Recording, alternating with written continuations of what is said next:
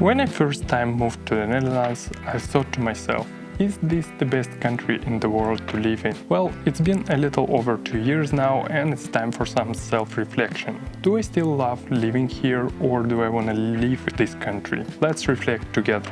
Let's start from the things that happened since the last video. After living for 9 months in our first city in the Netherlands, The Hague, we decided to buy a house here. The Hague was a little bit too pricey for our taste, so we've been looking for different smaller towns around the country for a few months and eventually found a city with less seagulls, sand and wind called Zwolle. We really like that the life here is much more suburban, especially in our area, and just calm in general. Our house purchase was also a success, which I already talked numerous times on this channel, and it wasn't hard at all. It was actually much easier than to get the home internet back in The Hague. True story. Overall, both my wife and I are really happy how everything turned out here in Zwolle.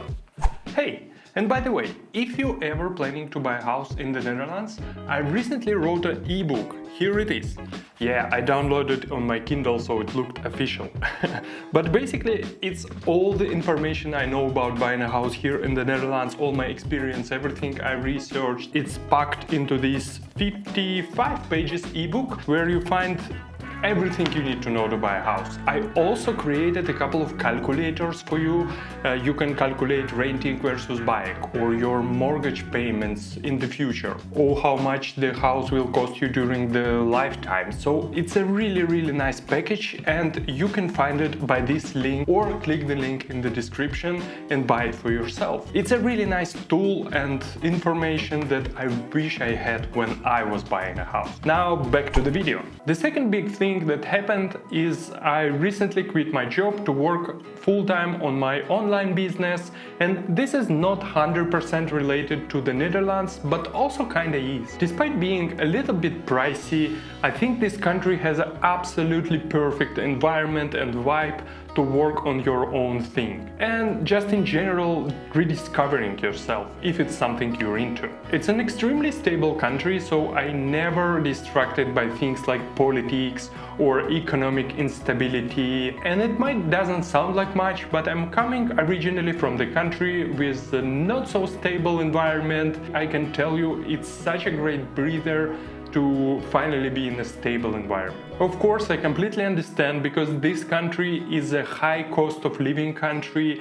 It's easier for some than for others. I've been lucky enough to build a little bit of wealth when I was traveling and freelancing and saving notoriously and investing my money, and in addition, of course, buying a house added to this stability. But I can totally understand it might not be as easy for everyone. This chapter is only starting, so I'm really curious where it gets me in a few years, and maybe I will change my mind about the stable environment of this country. I will definitely update you, so don't forget to click this subscribe button. Of course, during this time there were several interesting and notable events that happened in the country itself. For example, winning the right-wing government on the general election, controversial Affordable Rent Act, or even a strange Yoast scandal on the Eurovision. But I leave those for the news media to cover. In the previous video I mentioned a few things that I absolutely love about the Netherlands. It was government services, bikes and infrastructure here, people, also weather and work-life balance. Honestly, I still stand by all of these things, and I think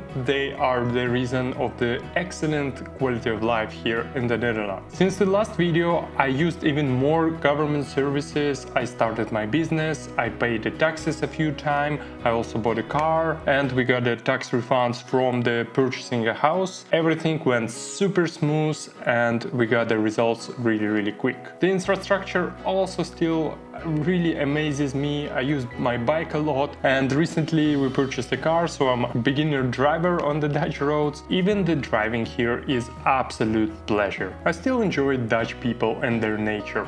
Although I didn't make that much of a friends of Dutch people, I mostly know Dutch people from the work that I previously worked at, but I still interact with Dutch people, of course, on day-to-day basis, and it's always a great experience. In general, people here are very progressive progressive and welcoming, which is absolutely amazing. And of course, there are some cases of hate speech and racism in the country too. I don't want to say it's perfect, because there are no perfect places, as I said before. In that sense, I think as a humanity and in general society of this planet, we still have to improve ourselves. But in general, I think Netherlands had an amazing progress in that sense. But of course, as with anything that related to the tolerance in the country, take this with a grain of salt, because I'm just a white dude on the internet talking about racism. I might have not experienced something as some minority group might have. Work-life balance is no longer relevant for me because I work for myself now, but I think in general the country is built around the idea of work-life balance, and there are constantly reminders of you to take breaks, to take your leisure time seriously. You can even see how many people have recreational vehicles here, how many people go to the beach. I think the whole society built around work-life balance, so that is really good. I still think the weather is here absolutely amazing. It's a mild climate, there are some rains, but also not so many hot days and not so cold in the winter.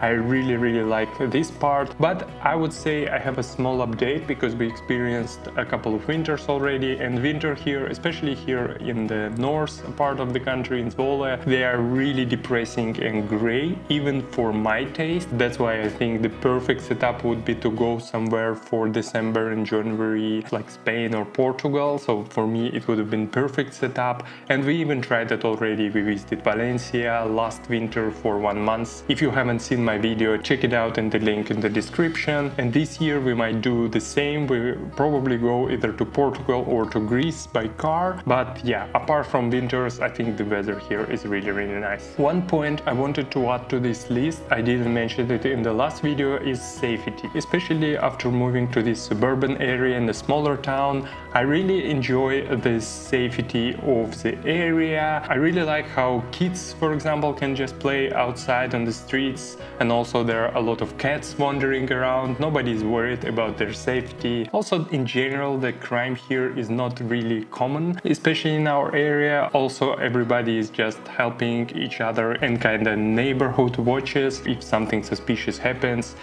you can just tell your neighbors. That creates a really nice safe environment, and everybody is even just dropping the bikes near the house and didn't lock them up because nobody worried they're gonna be stolen. But in previous video I only talked about upsides, and of course in any country and the story of immigration there are downsides as well. And I think my honeymoon period in the Netherlands has almost stopped, so I kinda look at things more realistically now. Like any immigration, the integration is a real struggle. Don't believe anyone who say otherwise. Any integration into new society can have their challenges. It's different from person to person, but it always will be.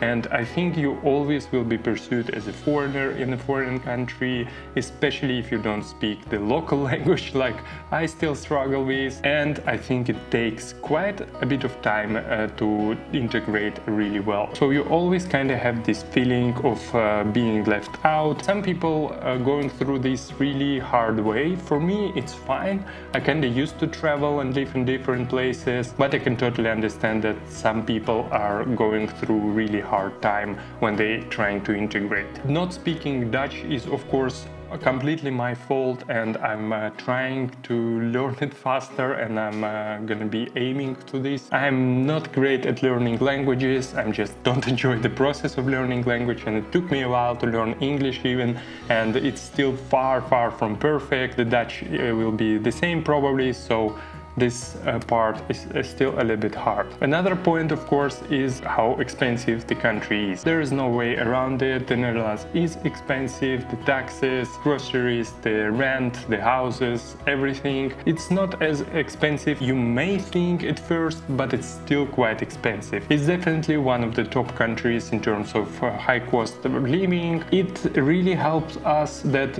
when we moved here, we've been two people, both working full time. time, and also before that we had a substantial amount of savings, so that part was kind of easy for us. But I see a lot of expats, a lot of foreigners who come to the country, and they really struggling with the costs here, so I can totally imagine this being a downside as well. Despite small hiccups here and there, I still think the Netherlands is one of the best countries in the world to live in, and it's absolutely perfect for my specific character, for my specific personality. Answering the question in the title of this video, no, of course I'm not planning to leave. Moreover, I even more want to stay than ever. And I'm not saying this country is completely perfect for everyone, for every person, but it just happened that it's perfect for me. I think I will record my next video in maybe 2 to 3 years, so a few things I'm looking forward in 2026 or 27. First, of course, learning the Dutch language. It's one of